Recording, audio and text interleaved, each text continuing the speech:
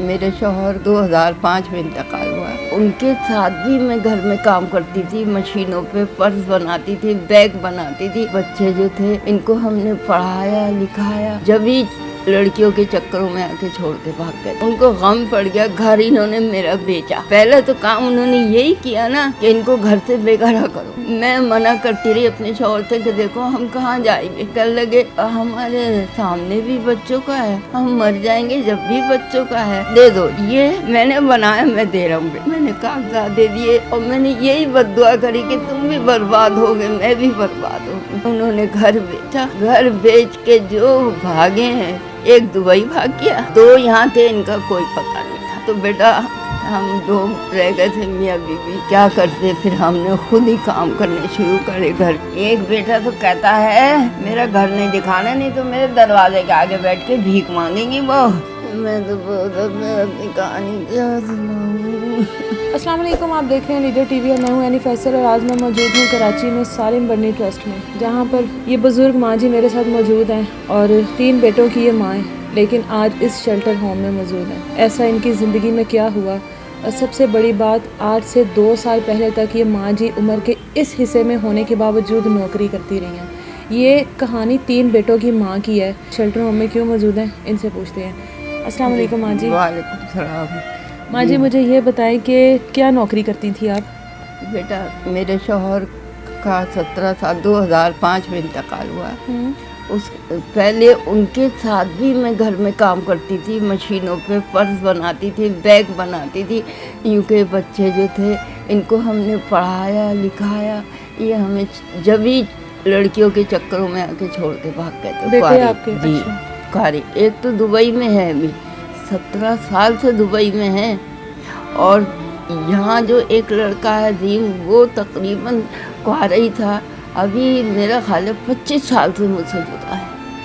न सूरत उसने देखी, न मैं उसको पहचान सकती। एक बेटा था, वो कभी कभी आ जाता था, देता दिलाता कुछ नहीं था, लेकिन हम दोनों मियाँ बीवी लालू खेत के अंदर हम पर्स बनाते थे, बैग बनाते थे, काम करते रहे। मैं जब बाहर नहीं निकलती थी, बिल्कुल पर्दे में रहती थी। जब वो बीमार, उनको गम पड़ गया, घर इन्होंने मेरा बेचा। आपके बेटों ने? जी। अच्छा। पहले तो काम उन्होंने यही किया ना कि इनको घर से बेघर करो। मैं मना करती रही अपने शौहर से कि देखो हम कहाँ जाएंगे, हम कहाँ जाएंगे। रोड कर लगे हमारे सामने भी बच्चों का है, हम मर जाएंगे जब भी बच्चों का है, दे दो। 3 दफ़ा मैंने एजेंसी वालों को भगाया। मैंने कहा मैं कागजात नहीं दूंगी, मैं अपना घर नहीं। भाई मेरे पर इतने जुल्म किए गए, मियाँ से भी करवाए। उन्होंने कहा तू अपने बाप के घर से नहीं लाई।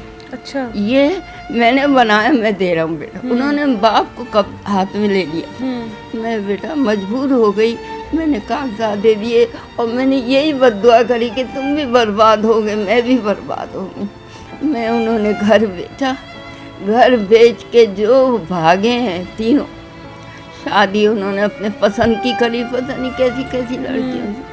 अब 3 उन्होंने जब ये वादा करा था ये घर बेच दिया आप लोग तो हम आपको घर का किराया भी देंगे, 1 साल के अंदर आपको उससे अच्छा घर बना के देंगे। ये जब वो भागे तो बेटा हम 2 रह गए थे मियाँ बीवी।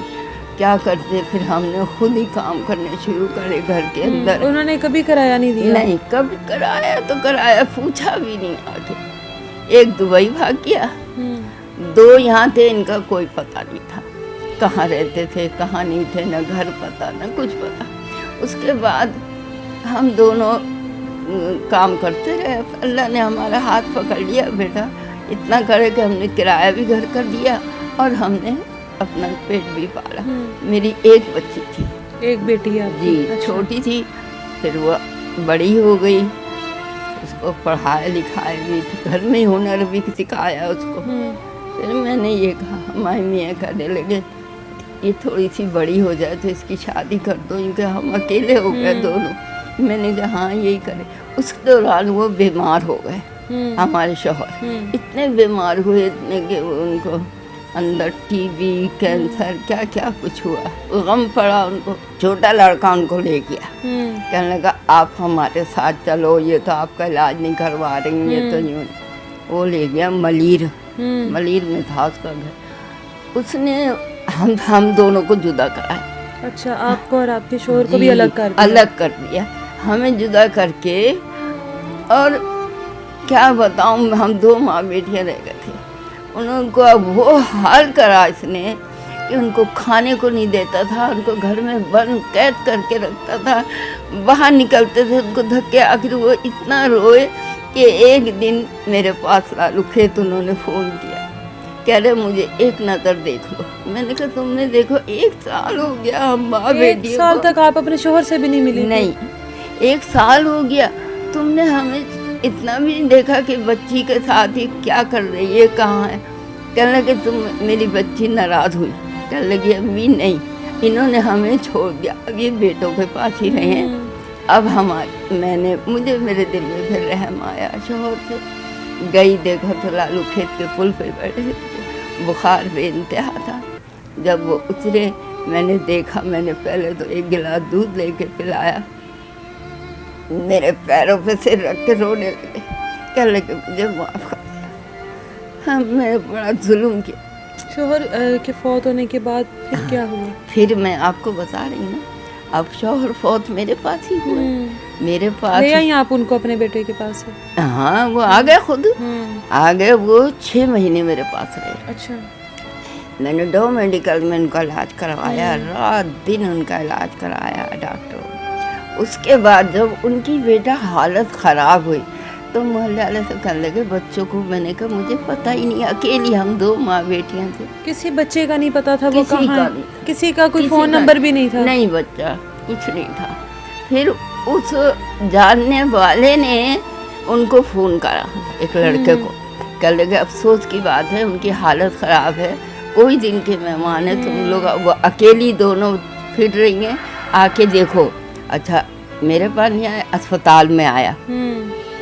मैंने हाथ जोड़े, मैंने कहा बेटा मैं अकेली, मैं परेशान हूँ, मैंने अपने सब कुछ बेच के इनके पर लगा दिया, जो मेरे पास कांटा चल रहा था वो बेच के मैंने लगाया। तो कहने लगा नहीं, हम देखेंगे। रात को रुका, मुझसे कहने लगा आप चली जाएं अम्मी, हम रुका। मैं रुका। इन्होंने कितना जुल्म मेरे पर किया। दूसरे दिन मेरे हाथों में मेरे मियाँ ने दम दिया, इंतकाल हुआ उनका। इंतकाल होते ही मुझे धक्के दे के निकाल दिया, मेरे मियाँ की मैयत उठा के ले गए। माँ उनकी मैयत में तड़पती रही, चीखती रही, भागती रही कि मैं बड़ी मुश्किल से एक रिश्तेदार लेकर पहुँची उनके घर। मलीर में था, मलीर में उसका घर था। माँ मैयत कह रहे इनको नहीं हम मैयत दिखा। 3 बेटों से शिकायतें तो बहुत होंगी, शिकवे तो बहुत है।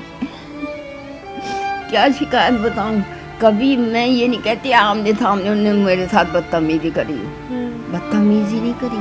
कभी भी डरते भी थे मुझसे बदतमीजी। दुबई वाला है वो, अभी भी कभी फ़ोन करता है बहन को तो कहता है आज हम जिस काबिल है अम्मी की वजह से। इतने साल हो गए अपने बच्चों से नहीं मिली हैं। इतने साल हो गए, इतने साल हो गए। एक को तो 22-23 साल हो गए, एक को 17, वो तो आया ही नहीं कराची। वो तो यहाँ से शादी भी करी उसने, वो बीवी को बच्ची को भी छोड़ा हुआ से, यहाँ पर अपनी माँ के पास रहती है वो बेचारी है। अब पता नहीं क्या करते हैं, मुझे ये नहीं पता बेटा। मुझे तो ये है कि वो ज़रूर कोई गलत काम करते हैं जो मुझसे अलग, क्योंकि मैं बर्दाश्त नहीं कर सकती गलत काम, मैं देख नहीं सकती उनके घरों में क्या हो रहा है, इस वजह से मुझे नहीं पसंद कर। आप देखें इस माँ की हालत, इस माँ को इस टाइम कितनी ज़रूरत होगी औलाद की। ये माँ अपनी औलाद के लिए किस तरह तड़पती है, किस तरह इंतज़ार कर रही है, और क्या अल्लाह ने माँ को रुतबा दिया था और माएँ हमारी किस तरह से खुआर हो रही हैं। अल्लाह ने माँ को क्या बना कर भेजा था और हम लोगों ने अपनी माँओं को क्या बना दिया हुआ है। यहाँ पर जिसको किरदार अदा करना चाहिए था वो लापता है, और एक अनजान किसी नेक माँ का बेटा जिसने इस तरह की माँ को अपनी माँ बनाकर उनको पनाह दी हुई है। खुदारा अपनी माँ का ख्याल करें, ये माएँ बहुत मोहब्बत के काबिल हैं। मेरे सर को दाएं काम रखे, अल्लाह मेरे सर को बड़ी लंबी उम्र दे, या अल्लाह उनकी सेहत दे, या अल्लाह उनके इदारे को तरक्की दे, या अल्लाह उनके हाथ ऐसे मजबूत हो कि हमारे जैसे के सबके सहारा बने। पर इस तरह से दुआएं लगती हैं लोगों की जब आप किसी का सहारा बनते हो, जब आप किसी के अच्छे बुरे वक्त को अच्छे वक्त में तब्दील करते हो। कम अज़ कम आज इनके पास शेल्टर तो है, कम अज़ कम आज ये 4 दीवारी में तो है, कम अज़ कम इनको खाने के लिए रोटी तो मिलती है, पीने के लिए जूस तो मिलता है, पहनने के लिए कपड़े तो मिलते हैं।